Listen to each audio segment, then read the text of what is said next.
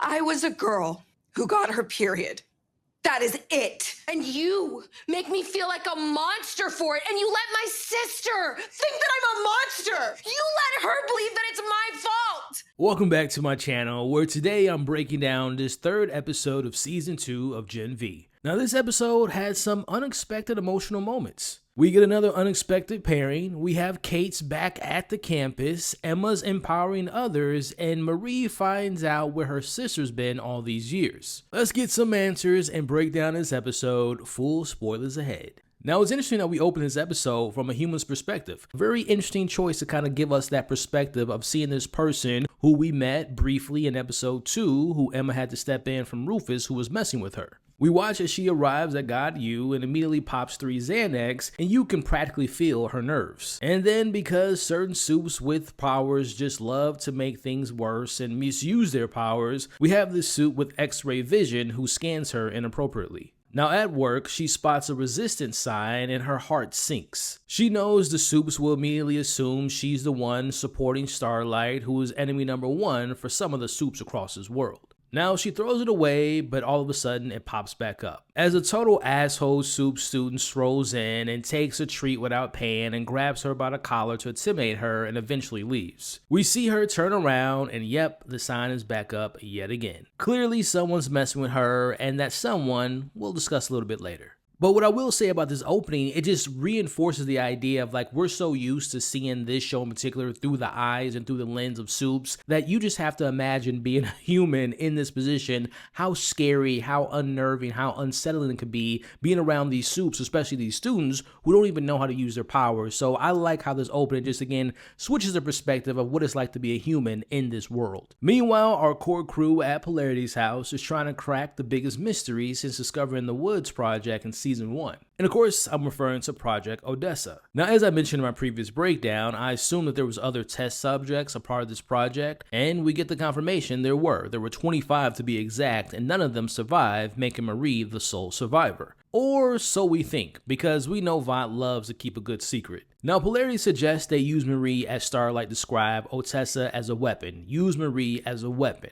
Jordan, however, has their suspicions about Starlight, questioning if she knew Marie was the actual project when she asked her to destroy it. Now, with Marie's parents dead, the only person who may have answers is Pam, her aunt, not by blood, but she was her mother's best friend.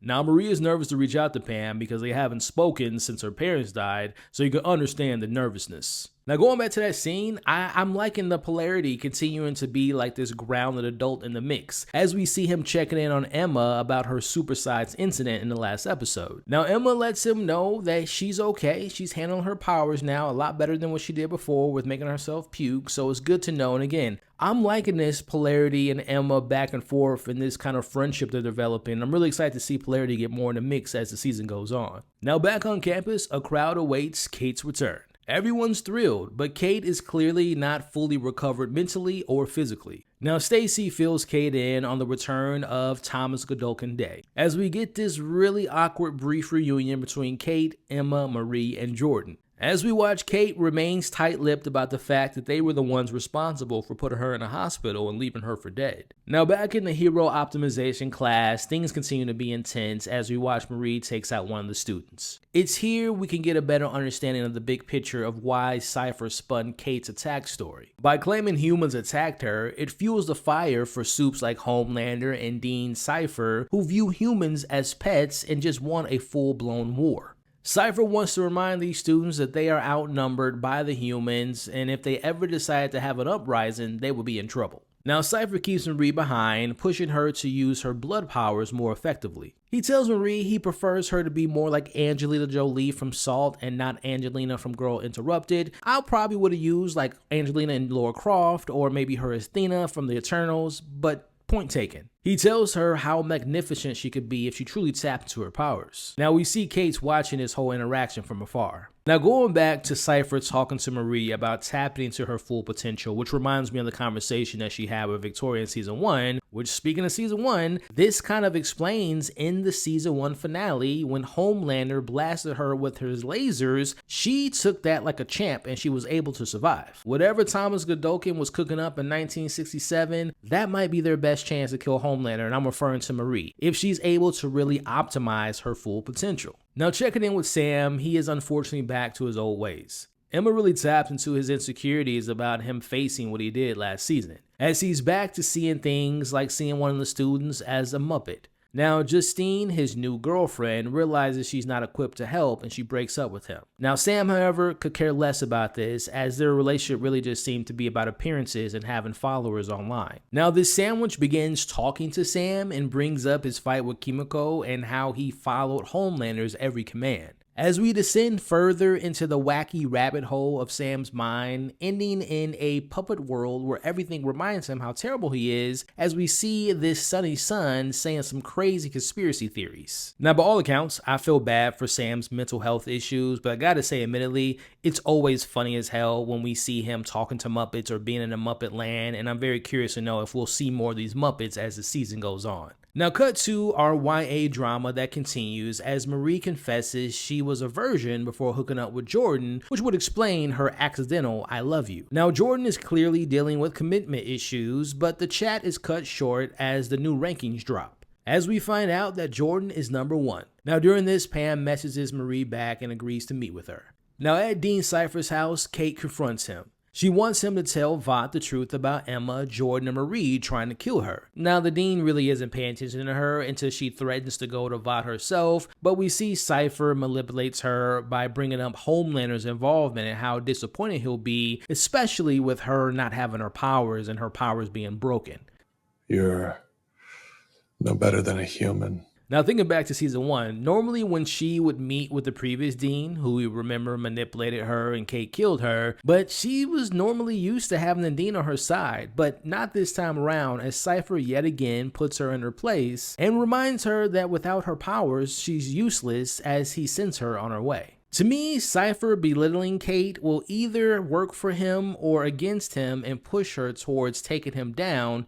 We'll just have to see. Now the mystery surrounding Cipher continues to grow. We still don't know what his powers are, as we see Cate before she leaves, she sees like this secret vault door in his house. So far, all we know about him is that he's been seen in Elmira. As far as we know, he wasn't some high-ranking person in Vought before becoming the Dean, and later we find out that he's the doctor who delivered Marie, and also his lunches are random foods blended together. Maybe we'll learn that he was the person that perfected Thomas's first batch of that blue substance seen back in episode 1 that killed all those doctors. Now back on campus, we see Jordan sees the benefits and challenges of being the #1 ranked God U student. As we know in this boys universe, with great power comes even greater PR headaches. Meanwhile, Emma sees resist all over the walls near the food court, as Cate comes swooping in and says to Emma, "What would you do if you had to see the person who tried to kill you and left you for dead every day?" Now this conversation doesn't last that long, as Emma's got bigger fish to fry. Now remembering the human we met at the beginning of the episode, she pops back up, venting to Emma about the sign that's making her work a living hell. Now Emma, being Emma, instantly wants to help. She's on the case, chasing down this super speedster who leads her into the boys' locker room. This mysterious soup creates a fireball and makes a clean escape. Now going back to Cate, we see her personal struggles continue. We see her in her dorm with her fresh new stitches in her head, and we see her fake forearm that she lost in the finale of season 1. To me, I almost saw this as like a visual metaphor. Her bad decisions, her ugly alliance to Vought are visibly manifesting on the outside. As Sam comes banging on her door, desperate, begging for her to use her powers to silence the voices in his head, just like she used to do all the time. But as we know, she can't do that right now. Not after what we saw her do to those nurses and the doctor back in episode 2, as she's been told not to use her powers. Now Sam's upset and he leaves. "You're right, okay? We've hurt people. I hurt Luke when I pushed him too much. And I can't do that to you anymore, okay? I'm sorry." Honestly, Cate might have done him a favor, because who knows what her broken powers would have done to him with his mental state right now. Now, speaking of Sam, we see he's super upset. He's in full rage mode as he absolutely trashes his dorm room. Now, Jordan steps in and tries to calm him down, but it quickly escalates into a full-blown soup brawl as they blast each other through a wall right into another student's room who, let's just say, is eating lunch in the most in-universe boys way. As the fight spills outside, but Jordan finally manages to stop Sam, not with their fists, but with an offer to help. Now, Sam mentions how his brother Luke had the right idea by ending it all. But Jordan, with genuine care, reminds him that it wasn't the right idea and how much Luke would be against Sam hurting himself. Now, as I mentioned up top, liking a new pairing, this is the pairing I'm talking about. This was a solid emotional beat that really highlights the bond forming between these two powerhouses. Now, let's talk about Marie, who's finally getting some answers. Now, she arrives at Pam's front door, understandably nervous. As Pam, who claims that she hasn't heard from her baby sister, Annabeth, as Marie tries to make some small talk, but Pam just wants to get to the point.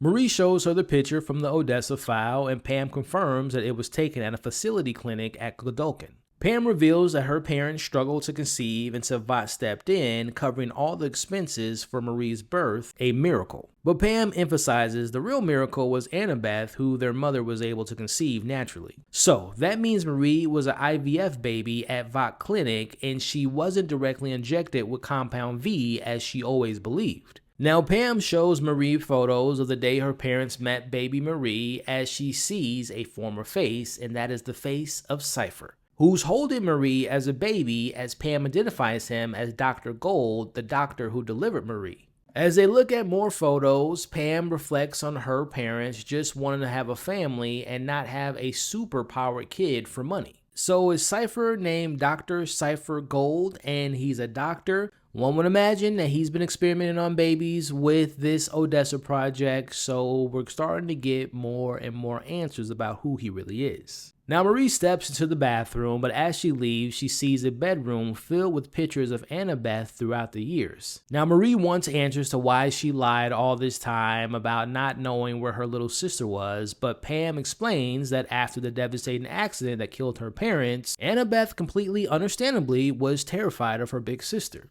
She doesn't want to see her, and Pam kept that promise. Again, another really good emotional scene here as we see Marie pours her heart out, expressing how it felt to be seen as a monster and this guilt that she's carried ever since her parents died. To me, this was my favorite scene of this episode because I really felt the emotional weight. I can understand both sides of this conversation. I thought the performances were good in this conversation. And speaking to the sisters, right? Marie and Annabeth, I think eventually we're going to see them reunited. At least I hope to see that in the season. But again, this scene finally answered the big question about her little sister and gives Marie a much needed closure in a sense, because she knows her sister's out there, even though it's painful to know that she's out there and she still doesn't want to see her. Now back to Emma's investigation. She walks into Polarity's marketing class and immediately spots Harper with the same distinct yellow paint from the graffiti left. Now, Emma confronts her, exposing her as a secret Starlight supporter who's been expertly faking her Homelander fandom. Now, we also learn that Harper is a chameleon with her powers. That explains the speed, the fireball in the locker room, as she's able to mimic superheroes' abilities for a temporary time. Now, speaking to Harper's chameleon abilities, I 100% see that coming back into play at some point this season, where Harper's gonna take someone, I don't know, maybe as powerful as Homelander or someone else with some really cool suit powers. They're gonna probably be able to take their suit powers for a temporary spot, but the question is, will it be handy? That's the big question. Will Harper be able to take someone's power, it be useful, or will it hurt her in the process, potentially killing her? Now, Emma learns that Harper isn't alone. There's others quietly supporting Starlight, as she meets Harper's roommate, who's also a part of the Resistance. Emma, however, points out that their quiet acts aren't really changing anything, as Emma encourages them to believe in themselves as heroes, just like Andre helped her. But I'll be honest, her advice to F shit up, to me, is a little aggressive, but hey, it's Gdulkan. Now, I can see this coming back and not working in their favor. It'll be interesting to see what Harper's roommate's powers are, but more importantly, what I got away from this scene, again, y'all know I'm a big Emma fan, but I like seeing her go on her hero's journey and how she's kind of empowering other heroes to be heroes. Now, yet again, we get another unexpectedly sweet moment between Jordan and Sam, as we see them hanging out, smoking weed, and watching Vought Kids 7 cartoons, something Sam would watch with his brother back when they were younger. As we see, Sam opens up, sharing that he talks to Luke in his head, and it actually is comforting for him. We see Jordan and Sam connect over the idea of getting a chance to talk to Luke, talking to Andre again, and how much they missed him. So is Sam good, or is it just for now? Is he going down the path of trying to get redemption, trying to clear his sins, trying to be a better person, or is just all this a temporary fix? With that said, what happens to Jordan in this episode might not be in favor of Sam, because this is another example of someone that Sam likes being taken away from him. As we end this episode at the 60th anniversary of Thomas Godolkin Day. After a heartfelt conversation about losing their loved ones, we see Jordan amidst their love for Marie as they share a tender kiss. But this kiss might have a deeper meaning, because it might be their last kiss for a while. As this sentimental mood doesn't last long, because Jordan, now the #1 student, steps on stage for their big speech. Now at first, they are sticking to the Vought-approved script, but then Jordan goes completely off book. In a shocking but courageous move, Jordan tells the entire Gdulkan University that Andre died at Elmira, but they don't stop there. Jordan reveals that Vought killed the innocent Starlighters who were blamed for Cate's attack, and Jordan admits that it was them that actually attacked Cate. Wow, I can't believe Jordan just blew up their #1 spot opportunity. Like, I think that might be the fastest #1 ranked student in Gdulkan history, from #1 to maybe #0 after what they just did. But speaking to that, they did the right thing morally. But I can't imagine Cipher will let them slide without major consequences.